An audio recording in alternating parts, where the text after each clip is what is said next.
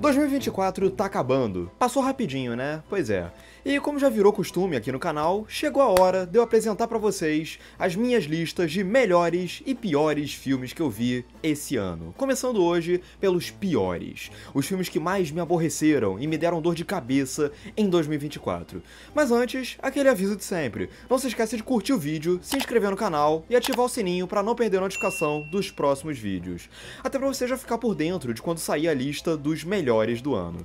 Ah, e comenta aqui embaixo também quais que foram os piores filmes de 2024 pra você. Diz aqui embaixo, beleza?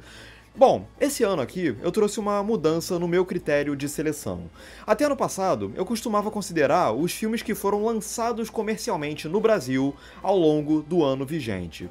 Nisso entravam filmes que tinham sido produzidos no ano anterior, mas que, como eles só chegaram por aqui depois, acabavam entrando nas minhas listas de depois.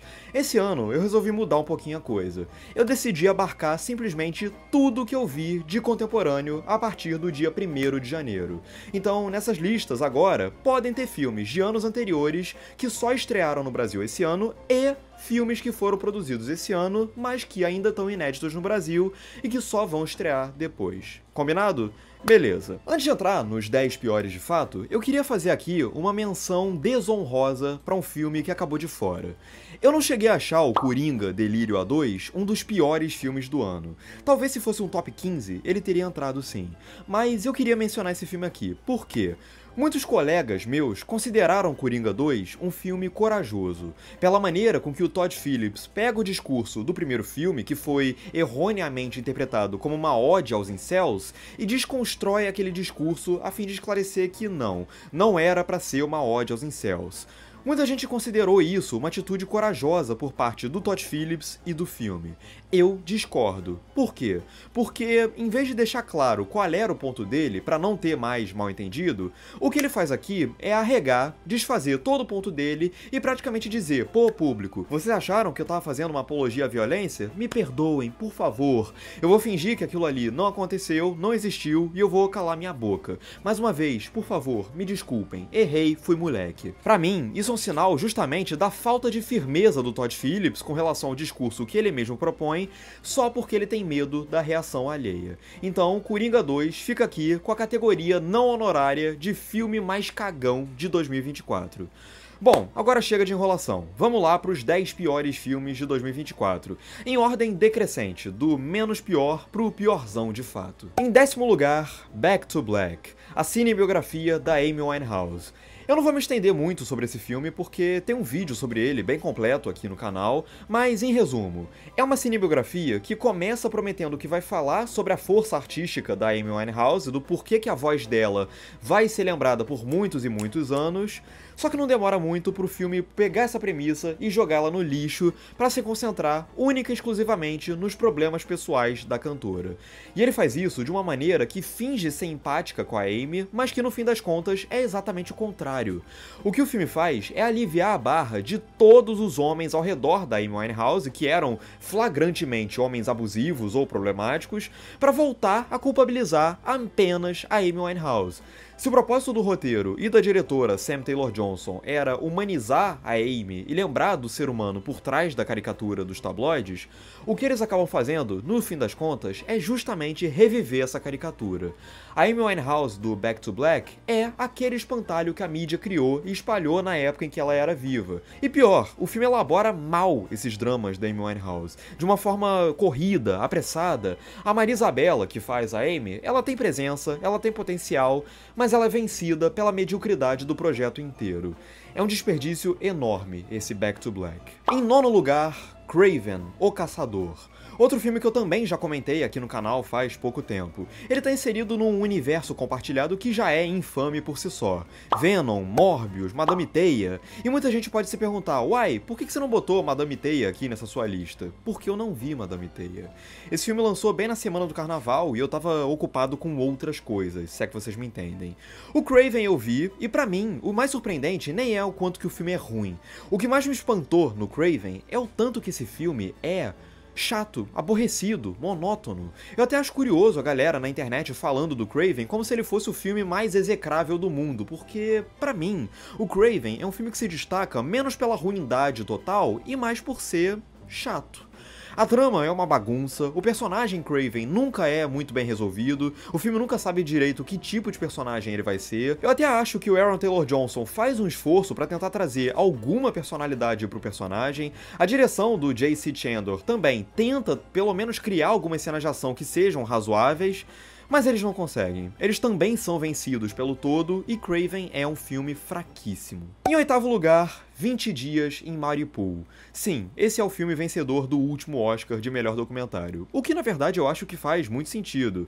O Oscar é um prêmio da indústria norte-americana e, sinceramente, como que você vai esperar que a mesma indústria que vive transformando guerra em entretenimento vazio e premiando uma infinidade de obras que são mera cosmetização da violência e da miséria, vai saber a diferença entre uma denúncia social e uma exploração pura? 20 Dias em Mariupol é um documentário coproduzido pela Associated Press que acompanha as 3 semanas em que o diretor Mstislav Chernov ficou isolado na cidade de Mariupol, na Ucrânia, enquanto a Rússia estava invadindo o país em 2022. O filme se apresenta como uma suposta denúncia do que está acontecendo lá em solo ucraniano, só que na prática, 20 Dias em Mariupol é um grande exercício de ego em que o Mstislav Chernov fica reiterando como que ele é um herói, um cara especial, um exemplo de coragem por ter se submetido àquela zona de guerra. Ele não perde uma oportunidade sequer de registrar cidadãos ou médicos ucranianos elogiando a atitude dele, de trazer um médico falando com a câmera: isso aí, isso que você tá fazendo aí é importante pra mandar pro Putin, pra ele ver o que ele tá fazendo e tal. Nesse ínterim, 20 Dias em Mariupol também tem aí um dos piores usos de narração em off que eu já vi na minha vida. É uma narração em off que se limita a descrever pro espectador exatamente aquilo que ele já tá vendo na tela, só pra mostrar que tem um cara por trás daquela câmera. E quando é pra ele dissertar algo que não seja só descrever o que a gente tá vendo, o que ele faz? Ele fica falando dos riscos que ele correu pra estar ali, do favor que o jornalismo dele tá prestando pro mundo, divagando sobre a família e a vida dele. Isso culmina numa frase que é genial de tão ridícula, quando ele manda: a minha mente quer esquecer essas imagens, mas a minha câmera não deixa. Ele não consegue não puxar uma sardinha pra ele no meio daquele conflito horrendo. Isso pra não citar um momento que é mais estapafúrdio ainda, quando ele tá no hospital, exausto de ver aquelas cenas pavorosas, e daí o que ele faz? Ele desliga a câmera? Não, isso não seria dramático o suficiente, né? É preciso rodar um plano que fique bonitinho no filme dele, né? E daí o que ele faz? Ele larga a câmera no chão, dá uns passinhos assim pra trás, com a mão na cintura e faz um... Tipo, o cara tá realmente tentando me convencer que aquele teatrinho ali foi 100% espontâneo, né? Aham, beleza, foi sim. E o filme todo segue essa lógica aí de exploração. Ele usa a desculpa do registro jornalístico pra enfiar a câmera no meio daqueles corpos mutilados e explorar cada detalhe deles de uma forma que chega a ser quase pornográfica. É um filme que eu achei realmente constrangedor. Em sétimo lugar, Ursinho Pooh, Sangue e Mel 2. A bem da verdade, é preciso lembrar aqui uma coisa. Ano passado, quando eu fiz a minha lista dos piores filmes de 2023, o primeiro, Ursinho Pooh, Sangue e Mel, ficou em primeiro lugar da minha lista. Ele foi o pior filme de 2023. Então, só o fato do Ursinho Pooh, Sangue e Mel 2 estar aparecendo aqui em sétimo lugar da lista dos piores de 2024 já é um avanço considerável, né? Nesse ritmo, se bobear, até 2050 a gente vê um filme dessa franquia aqui aparecendo entre os melhores do ano. Dito isso, Ursinho Pooh, Sangue e Mel 2, ainda assim, é um filme bem ruim. É um filme que nunca consegue achar um tom entre um terror que seja um pouquinho mais bem-humorado e um terror que de fato queira assustar o espectador. Ele não consegue fazer nem uma coisa nem outra. Os personagens não poderiam ser menos interessantes, parece que a personalidade deles e o jeito deles de ser foi moldado pelo ChatGPT, você não cria afeição nenhuma por eles, e como se não bastasse, o filme repete o erro mais fatal do anterior, que é... Por mais que o monstro do filme seja especificamente o Ursinho Pooh, esse personagem tão icônico e conhecido, o filme não aproveita essa especificidade do monstro do filme ser o Ursinho Pooh. Ele não faz nada no filme que só seria possível porque esse monstro é o Ursinho Pooh. Se fosse qualquer outro monstro genérico no lugar do Ursinho Pooh, o resultado seria rigorosamente o mesmo. Eu acho que isso é um atestado da falta de imaginação dos realizadores e do potencial desperdiçado da ideia em si. Enfim, é um filme muito ruim, mas é melhor que o primeiro. Em sexto lugar, Hellboy e o Homem Torto. Eu também não vou me alongar muito sobre esse filme, porque eu também já gravei um vídeo sobre ele. Eu sei que teve bastante gente que gostou desse filme aqui, eu entendo. Eu acho que ele tem uma proposta, mínima que seja, de como lidar com o gênero no qual ele se encaixa, e eu até admiro a proposta inicial do projeto, mas a execução, infelizmente, eu acho bem sofrível. Pra mim, Hellboy e o Homem Torto é um filme que não funciona em nível nenhum.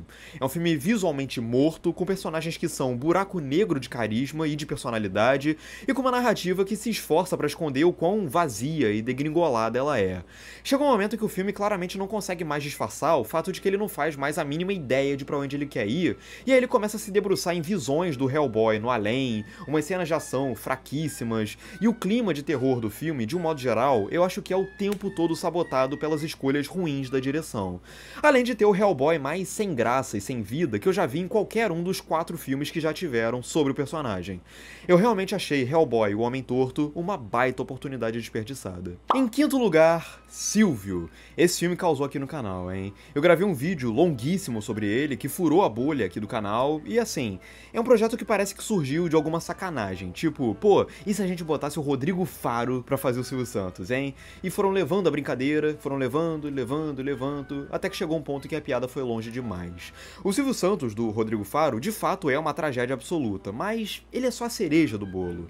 Tem muito mais coisa terrível nesse filme além disso. Pra começar, de um ponto de vista estético e narrativo, Silvio é um caos absoluto. A direção do Marcelo Antunes e o roteiro do Anderson Almeida e do Nilton Canito tentam partir de um recorte específico pra ir contando a vida do Silvio Santos a partir dele, mas ele consegue a proeza de se embananar logo de cara.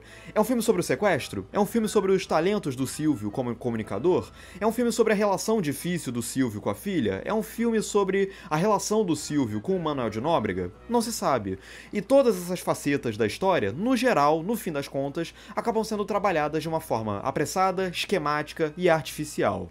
Levando em conta todo o carisma e toda a energia do Silvio Santos como apresentador, é bizarro como que esse filme transforma o Silvio Santos num personagem sem vida, desinteressante e, francamente, careta. Isso sem contar o tanto de momentos em que esse filme tenta gerar tensão, ação ou drama e que são simplesmente ridículos. Silvio é uma bobagem completa. Em quarto lugar, tipos de gentileza. Cara, eu não sou um hater do Yorgos Lanthimos. Tem filmes dele que eu gosto mais ou menos do que outros, mas eu não desgosto do cinema dele. Inclusive, no início desse ano, eu elogiei pra caramba um filme passado dele, que foi o Pobres Criaturas. Eu achei um ótimo filme.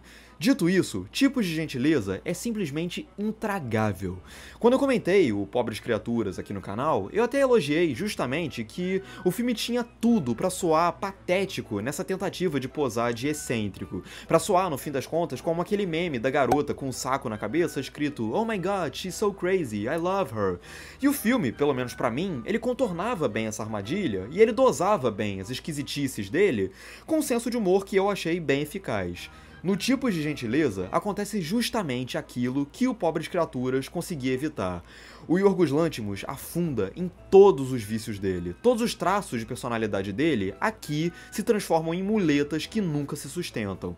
Ele quer ser esquisito e chocante só por ser esquisito e chocante. O resultado é que ele não é nenhuma das duas coisas. Ele é só patético mesmo. É um filme com mentalidade de adolescente querendo pagar de esquisitinho só por querer pagar de esquisitinho. E se isso funcionava em obras em que o Yorgos Lanthimos ele assumia o humor absurdo, como O Lagosta, A Favorita e o próprio Pobres Criaturas, em filmes como O Sacrifício do Cervo Sagrado e esse Tipos de Gentileza, fica só constrangedor mesmo. Uma vibe bem Jorge quiere ser hardcore, pero su mamá no lo deja. Na moral, atravessar as quase 3 horas disso aqui foi um infortúnio. Em terceiro lugar, Unfrosted, a batalha do biscoito Pop-Tart. Esse filme é a execução sumária do conceito de comédia. Nunca 93 míseros minutos foram tão longos e tão sofridos de atravessar. E é muito louco pensar que, em questão de alguns poucos anos, eu fui de um grande admirador do trabalho do Jerry Seinfeld pra praticamente não conseguir mais olhar na cara dele sem sentir um refluxo chegando. É claro que a minha predileção pela daquela série Seinfeld continua, é eterna e não vai ser quebrada. Até pelo tempo que já se passou, né? Dá pra deixar ela bem separada do que eu sinto pelo Jerry Seinfeld de hoje. Mas o Jerry Seinfeld de hoje não dá. Não só por conta das posições geopolíticas dele, que são as mais escabrosas e desumanas possíveis, mas por conta da postura dele como comediante mesmo. Hoje, pra mim, o Jerry Seinfeld é o exemplo perfeito do que acontece quando um artista talentoso é catapultado ao estrelato absoluto, compra incondicionalmente a ideia de que ele é um gênio, nunca mais escuta um não na vida e se entrega totalmente à autoindulgência. A crença de que qualquer coisa que ele fizer, por mais desleixada que seja, ainda assim vai ser algo genial, porque afinal de contas, ele é um gênio. Aqui na Batalha do Biscoito Pop-Tart, o que a gente tem é o Seinfeld disparando pra todos os cantos, pra todo e qualquer tipo de humor, com absoluta certeza de que qualquer merda que ele fizer vai ser a coisa mais engraçada do mundo, porque ele é o Seinfeld, e ele consegue a proeza de reunir todo um elenco de comediantes extremamente talentoso e a Amy Schumer só pra obliterar eles até o último grão de pó em situações constrangedoras, sem graça e que vão se empilhando umas sobre as outras. A ideia de você contar a história da criação do Biscoito Pop-Tart através de uma trama que buscasse brincar com a dinâmica da corrida espacial na década de 60, em teoria, poderia ser uma piada muito interessante. Na prática, a única coisa que Unfrosted, a Batalha do Biscoito Pop-Tart, consegue e demonstra é que o verdadeiro gênio por trás do Seinfeld esse tempo todo era mesmo Larry David. Em segundo lugar, Turma da Mônica Jovem, Reflexos do Medo. Olha, eu confesso que eu tenho, e eu vou ter pra sempre, uma relação meio ambígua com esse filme, porque, por um lado, ele é um filme péssimo, horrível, desastroso. Só que, por um outro lado, o tanto de coisa boa que esse filme me trouxe não dá pra eu negar. Foi com o vídeo que eu gravei sobre esse filme que uma galera chegou até o canal. O vídeo furou a bolha, foi o vídeo de maior audiência do canal até hoje, ele sozinho dobrou a quantidade de inscritos que eu tinha na época, e eu tenho certeza que boa parte do pessoal que tá me vendo nesse vídeo de agora aqui, descobriu o canal por conta daquele vídeo da Turma da Mônica Jovem lá.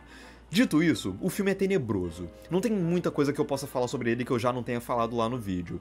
Ele tenta sugar uma dinâmica meio de filme de high school norte-americano que não encontra vazão aqui. Ele fica completamente perdido entre ser uma aventurinha inofensiva e ter um clima de mistério barra terrorzinho. Os personagens oscilam entre aborrecidos e insuportavelmente chatos. Nem de longe remete à turminha maneira que a gente aprendeu a amar ao longo das décadas. E tecnicamente o filme é um caos absoluto também. Ele nunca consegue contornar as limitações que ele tem e... sinceramente, eu já falei tudo que eu tinha pra falar sobre esse filme lá no vídeo sobre ele. Dá uma olhada lá. Mas em primeiro lugar, o topo do topo, ou melhor, a base da base, né, dos piores e mais nefastos filmes que eu vi em 2024... Reagan. Eu imagino que boa parte de vocês nem deve ter ficado sabendo que teve um filme do Ronald Reagan esse ano, mas teve. E ele é uma bomba de proporções cataclísmicas. Isso não tem nada a ver com a minha opinião pessoal sobre o Ronald Reagan. De fato, a minha admiração pela figura do Reagan é menos 257, mas dane-se. Eu sou plenamente capaz de elogiar obras das quais eu discordo ideologicamente, e eu acho que eu já mostrei isso em várias ocasiões. O problema é que Reagan é muito ruim. Ele até parte de uma ideia que a princípio podia ser interessante, que é contar a história do Ronald Reagan a partir de um ex-integrante da KGB, interpretado pelo Jon Voight. Sim, Jon Voight interpretando um soviético é foda, mas, enfim. Só que o problema é que, se essa decisão narrativa parece sugerir que o filme vai apresentar tons de cinza nesse retrato que ele vai compor do Reagan, na prática, o que ele faz é precisamente o contrário. A decisão da história ser contada por um soviético é só pra fazer esse soviético demonstrar que, realmente, o Reagan era incrível mesmo. Eu sabia que ele ia acabar com a gente, porque ele era perfeito mesmo. E só. Todos os personagens desse filme aqui são caricaturas completas. Os soviéticos parecem ter saído do Rock 4. O comunismo no filme é só uma força sobrenatural e aterrorizante que ninguém diz muito o que é. Tudo que eles dizem é que ele é uma coisa que veio pra tentar perverter a ordem e a moral da sociedade. O Dalton Trumbo, que é um roteirista de esquerda que foi perseguido pelo macartismo, nesse filme, ele é só um cara chato que fica enchendo o saco do Reagan com umas ideias meio esquisitas. E o Reagan, interpretado pelo Dennis Quaid, Cara, que personagem horroroso. Ele é um herói sem um único defeito, que sempre aparece com uma expressão rígida de quem foi enviado por Deus para acabar com o comunismo. Ele tá sempre bem iluminado, com uma pose heróica, cavalgando, discursando de uma forma imponente, falando para um secretário que não, eu não vou fazer o que você sugeriu que eu fizesse porque não foi para isso que o povo votou em mim e tal. E sempre com uma trilha sonora bem irritante nesse lance de ir mastigando tudo pro espectador. E não é porque o filme escolheu ser caricato por uma razão de estilo. Não, dá pra ver que a intenção do diretor Sean McNamara era compor um retrato sóbrio da vida do Reagan, mas acabou virando uma rasgação de seda ridícula porque, primeiro, todas as decisões narrativas, dramáticas e estéticas que ele toma beiram amadorismo. E segundo, porque a paixão que ele tem pelo Reagan é tão exacerbada que acabou cegando ele pra qualquer tom de cinza que pudesse ter ali. Não é caricato de propósito, é caricato por falta de senso de ridículo mesmo. Em termos de estrutura dramática, o filme é uma zona. Ele não sabe se vai partir da historinha narrada pelo soviético ou se ele vai partir da famosa tentativa de assassinato do Reagan. Os dramas que ele cria, ele levanta numa cena e na cena seguinte eles já aparecem resolvidos. Exemplo, tem uma hora em que ele mostra o Reagan disputando as primárias do Partido Republicano de 76 contra o Gerald Ford. Como todo mundo sabe, ele perdeu as primárias pro Gerald Ford, que aí foi disputar a eleição para presidente e aí ele perdeu pro Jimmy Carter. Aí, imediatamente depois, chega 1980 e o Reagan fala, não, eu vou concorrer de novo. E aí, mostra ele disputando as primárias de 80 pra mostrar que dessa vez ele chegou a ser o candidato do partido? Não, ele já corta logo imediatamente pro debate que ele teve com o Jimmy Carter na TV, e aí ele já é eleito presidente logo, e aí é isso. O filme atira pra todos os lados e não acerta nenhum. É um filme pavoroso do início ao fim, e é o pior filme que eu vi em 2024. Bom, chegamos ao fim da lista dos piores filmes de 2024 e agora eu quero saber de você. Quais foram os filmes que mais te irritaram em 2024? Diz aqui embaixo nos comentários, curte o vídeo se você gostou, compartilha para seus amigos, chama mais gente aqui pro canal, se inscreve no canal, ativa o sininho para não perder a notificação dos próximos vídeos, inclusive para você ser notificado quando sair a lista dos melhores filmes de 2024, que vai sair aí nos próximos dias. Beleza? É isso, um grande abraço e até a próxima.